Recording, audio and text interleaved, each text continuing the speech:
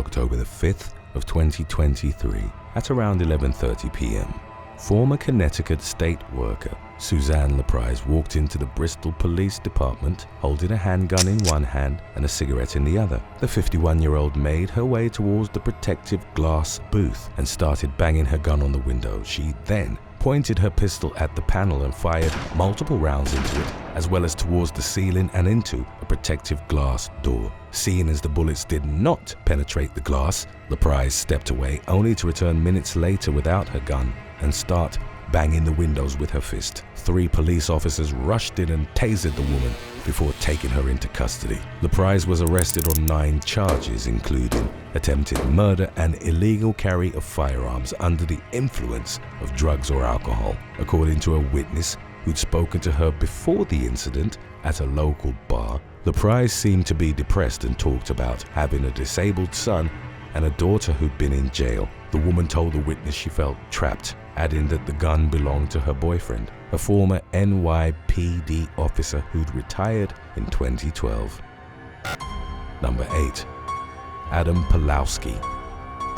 45-year-old Adam Pawlowski drove his car into the doors of Edmonton Police Station in North London, England at around 7 p.m. on November the 11th of 2020. Prior to exiting the vehicle, the man revved the engine, filling the front office with smoke. Pawlowski then went to his trunk and picked up a canister of petrol, the contents of which he threw on his vehicle, the building, around the pavement, and on the road. After setting the liquid ablaze, he was tackled by a passerby and taken into custody. Police officers were evacuated from the station along with nearby residents. The London Fire Brigade extinguished the blaze and no injuries were reported. During an interrogation, Pawlowski confessed he'd been planning the attack for approximately 2.5 years. Pawlowski told officers he'd chosen that particular date and time as the numbers 1 and 7 were personally significant to him. In court, the man admitted to having a grudge against the police because of a past incident. It involved his car being stolen, and although an investigation was conducted by the authorities, it was never found. In November of 2012, Pawlowski pleaded guilty to charges of attempted arson with intent to endanger life and criminal damage. He was sentenced to an indefinite hospital order and disqualified from driving for 12 months, with a requirement to take an extended vehicle test. Number 7. Jose Serpa Guzman. On the night of September the 26th of 2020, Jose Serpa Guzman parked his Chevy pickup truck outside the Harbor Community Police Station in San Pedro, Los Angeles. Interaction with the public had been limited at the station due to the coronavirus pandemic, but Guzman was able to gain access because the door had been left cracked open. The man was wearing a wide-brimmed hat with a floral design when he walked into the building and began arguing with the front desk officer, Anthony Freeman. After the heated interaction, Guzman headed for the door and left, only to return moments later. He approached Freeman again and punched him in the face with a closed fist, causing him to fall backwards. During the ensuing altercation, the assailant pulled the officer's handgun out of its holster. After a brief struggle, Guzman aimed the weapon at Freeman's chest and throat while repeatedly attempting to pull the trigger. The pistol didn't fire, however, as its safety mechanism was activated at the time.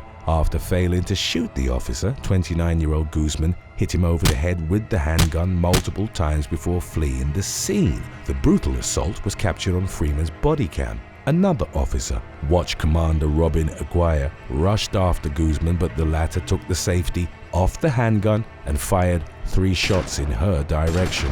Aguirre sought shelter behind a seating area in the lobby and called for backup, while the suspect drove away in his pickup truck. An ambulance was called for Freeman, who was left bleeding on the floor, and who was recorded saying, "I'm starting to black out." His colleagues chased after the suspect and caught him a few blocks away from the station at Pacific Avenue and 17th Street. Part of the pursuit and takedown was captured on camera, and Freeman's gun was found in Guzman's truck. He was taken into custody on charges of attempted murder of a peace officer, assault with a deadly weapon, robbery, fleeing, and resisting an officer. During a hearing in October of 2020, Guzman pleaded not guilty, and the legal proceedings into his case were ongoing as of the latest updates. Number 6. Quantrell Schwarz. On October the 18th of 2018, police officers were called to a classroom at Orfordville Parkview High School in Wisconsin, where they arrested teenager Quantrell Schwarz. He was suspected of assaulting a young woman. The teen was taken to the Rock County Sheriff's Office in Janesville, where he was led into an interview room. Schwarz was still handcuffed when the officer escorting him left him alone in the room for a few minutes. As soon as the door closed, the teenager turned towards the second-story window and lifted the blinds. Security cameras recorded Schwarz as he then jumped headfirst out of the 12-foot-high window. He managed to run away. When the interrogating officer returned approximately 14 minutes later, he found the room empty and realized what had happened as soon as he noticed the open window. A search ensued and Schwarz was found 3.5 hours later hiding at a friend's house. The teenager was rearrested on charges of felony escape.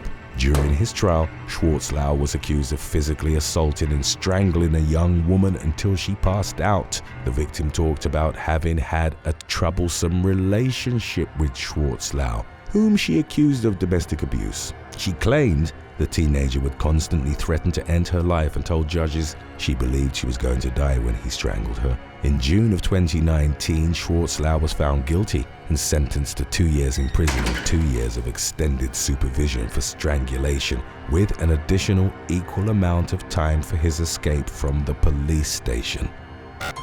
Number 5. Incident in Harts Range. On the night of April the 19th of 2015, a man driving a dark blue Ford Falcon pickup threw a wheel spanner at a security night patrol car in Harts Range in the Northern Territory of Australia. He then accelerated and drove at full speed into the local police station, smashing the front glass doors and rear roller doors. After the impact, the driver managed to back away and escape the scene in the damaged car. The vehicle was left without its front number plate, along with the front bumper bar and working headlights. The incident left no victims as the police station was vacant at the time. According to Territory Duty Superintendent Brendan Muldoon, the suspect was a 42-year-old man, but his identity wasn't reported. Number 4. John Hargrees. On September the 20th of 2023, a gold Toyota SUV smashed into the Independence Township Police Department in New Jersey. The vehicle had been blasted, "Welcome to the jungle," by Guns N' Roses as it plowed through the station's entrance. The man behind the wheel, John Hargrees, got out and appeared to be celebrating as he raised his arms and pointed his fingers upward. 2 police officers who'd been in a different room at the time of the crash approached the man and took him into custody without further incident. Earlier, Hargrees had crashed the vehicle through the doors of a garage in what was reported as his attempt to scare or harass the home owner. Hargrees faced a number of charges that included battery, criminal mischief, unlawful possession of a weapon, harassment, causing widespread injury or damage, as well as another charge relating to extremism. He risked life in prison if found guilty. Number 3. Brian Ryland. 38-year-old Brian Ryland was arrested on charges of intimidation and retaliation against a victim, simple assault and other related offenses in March of 2019. The man had previously had stalking charges filed against him by his ex-girlfriend. He'd spotted her around town in New Hope, Pennsylvania on the evening of March the 3rd and harassed her in an attempt to get her to change her testimony. After his arrest, Ryland was taken to a detention room at a local police station. While the man was removing his belt, a small white bag fell out of his waistband and onto the floor. In an attempt to hide it, Ryland stepped on the bag, but a police officer took notice of the situation and grabbed him. A struggle ensued and a second officer intervened. During the video-recorded altercation, the word taser was yelled out and Police Corporal Matthew Zimmerman reached for the electric device on his belt. However, he accidentally pulled out his handgun instead and shot Ryland in the abdomen. The officers then asked the injured man to sit down, but he fell to the floor and asked for help, saying that he didn't want to die. He was treated for the gunshot, which had left him in critical condition, and survived. Ryland later pleaded guilty to several charges related to his harassment of his ex and was sentenced to 23 months in the county jail. After the incident, in April of 2019, Bucks County District Attorney Matthew Weintraub announced that Zimmerman would not face charges for the shooting, concluding he'd been under the honest but mistaken belief he was reaching for his taser. He retired a month after the shooting on April the 3rd. Ryland sued Zimmerman and New Hope Borough in federal court, alleging that officials had failed to properly train its officers in taser use, which had led to Zimmerman using unreasonable force. New Hope eventually settled the suit in February of 2022, awarding Ryland $750,000. Today's topic was requested by Dove Master.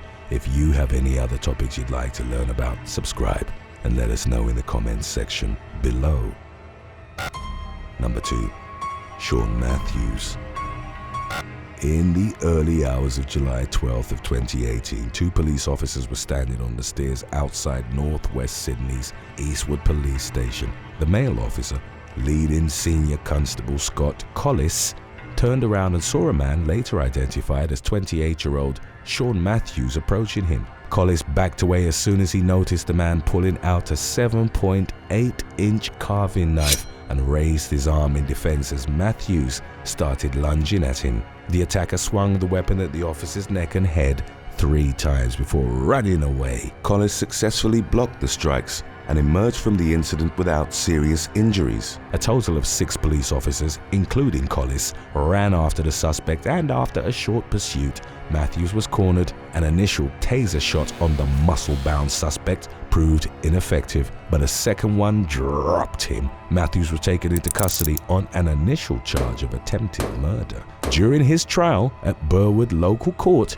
he pleaded guilty to the lesser charge of attempted grievous bodily harm and to another charge of assaulting a law enforcement officer while in custody. An investigation revealed Matthews was on parole at the time of the knife attack, but a concrete motive for his actions beyond the suspected hatred of law enforcement wasn't specified. Stay tuned after number 1 if you didn't see our video about when social workers go wrong. That's coming up right after this. Number 1. Louis De Souza. On September the 25th of 2020, Louis De Souza, aged 26, was arrested as he was walking along London Road in Norbury, South London, England. The man told the arresting officers that he was carrying cannabis, and he was consequently searched, handcuffed, and taken into custody. De Souza was transported in the back of a patrol car to the Croydon Custody Centre. Upon arrival, he was checked in by 54-year-old Met Police Sergeant Matteo Ratana, who told De Souza that he would have to be patted down again. When another officer pulled the man to his feet, brought his cuffed hands from behind his back, De Souza then shot Ratana in the chest with a revolver he'd managed to hide during the initial search. As the sergeant fell to the ground, De Souza fired a second shot at him before he was tackled to the ground by other officers. Ratana was taken to the hospital and died of his injuries in the incident's wake. An investigation revealed De Souza had managed to smuggle an antique Colt revolver into the police station after hiding it in a holster under his left arm. The gun went unnoticed as there were no metal detectors in the patrol car, nor in the custody center. De Souza's lawyers claimed their client, an Asperger's syndrome sufferer, had had an autistic meltdown at the time of the attack. However, the presiding judge argued that the shooter's actions were voluntary, deliberate, and conducted in cold blood. De Souza was consequently convicted of murder and sentenced to a whole life prison term. Number 6. Lashia Shunter Daniels.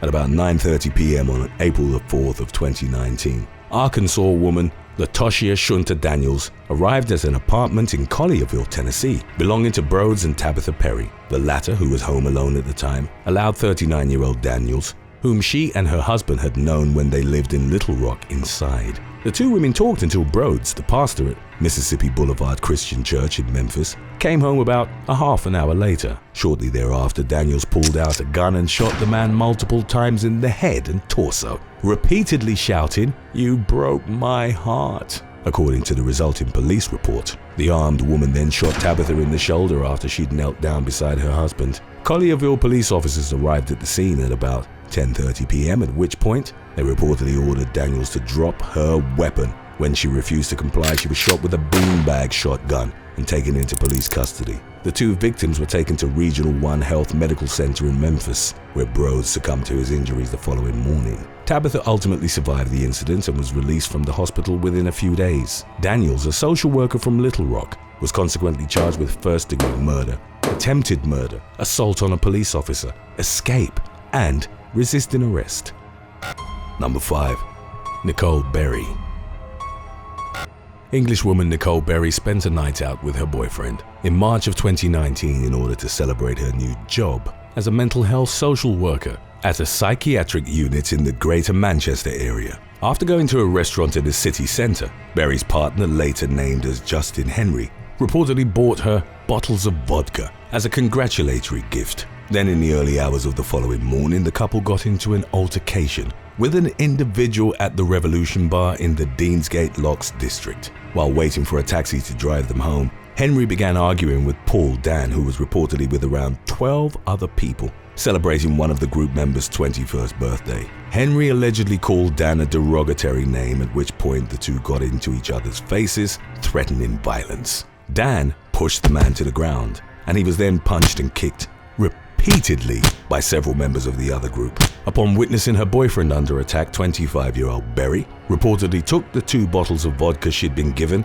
and smashed them over Dan's head. Blood began pouring from the latter's scalp, and he was ultimately taken to a nearby hospital for treatment. Although he was discharged shortly thereafter, Dan later revealed that he began suffering from regular migraine headaches in the wake of the incident. Barry was consequently arrested and charged with causing grievous bodily harm. She was also reportedly suspended from her job as a social worker, pending a disciplinary investigation into the matter. Following a trial at Manchester Crown Court, Barry was spared jail time, but she was ordered to complete 100 hours of unpaid community service, 15 rehabilitation requirement days, and a 60-day alcohol monitoring program. Number 4. Alexander Averill. On October the 3rd of 2019, officers with the Pitt County Sheriff's Office in North Carolina initiated a traffic stop on a vehicle being operated by Alexander Averill. It was reported that at the time, the 29-year-old man was driving an official government-issued car in his capacity as a social worker with the United States Department of Veteran Affairs. During the course of the traffic stop, officers found illegal substances and drug paraphernalia in the vehicle, and the man was thus taken into custody on possession charges. Averill's arrest marked the culmination of a 4-month joint investigation by the Pitt County Special Operations Unit and the VA's Office of the Inspector General. The official probe had been set into motion after officials began to suspect that the social worker had been using government time and the government vehicle to possess and transport illegal narcotics, a suspicion proven to be correct by the events of October the 3rd. 2 months later, investigators determined that Averill had also been using his government-issued car for personal use and had driven it to several unauthorized locations in North Carolina and Virginia. He consequently faced 7 felony counts of embezzlement, in addition to the drug possession charges. Number 3. Chelsea Gray. In an Associated Press article published on April the 9th of 2019, it was reported that Iowa social worker Chelsea Gray had been taken into police custody for delivering false testimony before a judge. 34-year-old Gray, a Lawler resident, had reportedly been assigned as the case manager when the Department of Human Services sought to remove 4 northern Iowa children from their biological parents for reasons that were left unreported. As case manager, the woman was tasked with providing social services to both the children and their parents, as well as evaluating any potential mental health or substance abuse issues, among other duties. Following a court hearing on the case, Judge Greg Rosenblatt ruled that the parents involved be stripped of their rights. He credited Gray's testimony, in which she recommended that the children be placed in foster care, as being credible, unbiased, and persuasive. However, it later emerged that the social worker had allegedly committed perjury. According to affidavits signed by the Division of Criminal Investigation, Gray falsely testified that she'd spoken directly with the children's teachers about academic and social concerns at school. She also reportedly claimed to have visited the kids at least once per month per Iowa code, which was also determined to have been untrue. Upon her arrest, she was formally charged with 3 counts of perjury and booked at the Cerro Gordo County Jail in Mason City. In October of 2019, Gray entered an Alford plea, accepting the punishment associated with her charges while officially maintaining her innocence. She was consequently sentenced to 730 days of probation and ordered to pay a $750 civil penalty. Number 2. Samantha Hammer. Wisconsin State Senator Tim Carpenter was attacked during the chaotic protests and riots that unfolded on the streets of downtown Madison on June the 23rd of 2020. During the course of the night, rioters toppled statues erected outside the state capitol, damaged the Capitol building itself, and even tossed a Molotov cocktail into a county building that housed the 911 dispatch center. 60-year-old Carpenter began filming the group's destructive behavior with his cell phone, prompting them to approach him. In the video footage captured by the senator, 2 women were shown charging towards him and grabbing his phone. Carpenter was then punched and kicked multiple times by 8 to 10 people, resulting in him reportedly suffering a broken nose and a concussion. Following a month-long investigation by Madison police, the women in the video were identified as 26-year-old Samantha Hammer and Karida O'Reilly, aged 33. The former, a social worker for the Mount Horeb School District, turned herself into the authorities in July of 2020. As did O'Reilly. Hammer was suspended from her position without pay following the incident, and both suspects were charged with felony substantial battery as a party to a crime. Following their trial, O'Reilly was ultimately acquitted of the offense, while Hammer accepted a plea deal that lessened her charge to disorderly conduct. Number 1. Robert Riley Saunders. From 2001 to 2018, Canadian man Robert Riley Saunders served as a social worker for British Columbia's Ministry of Children and Family Development. The organization first began to detect financial irregularities involving Saunders in 2017, prompting an official investigation into the matter by the Royal Canadian Mounted Police. Saunders was ultimately terminated from his position in 2018, and about 2 years later, investigators wrapped up their probe into his financial dealings during his tenure as a government worker. It was determined that the man had defrauded at least 102 of his former clients, 85 of whom were identified as Indigenous youth. As was detailed in more than a dozen civil lawsuits filed by the victims, Saunders had moved many of his clients out of stable homes and into independent living situations, after which he would set up joint bank accounts to siphon money from them that had originally been provided by the ministry. In total, the man had misappropriated more than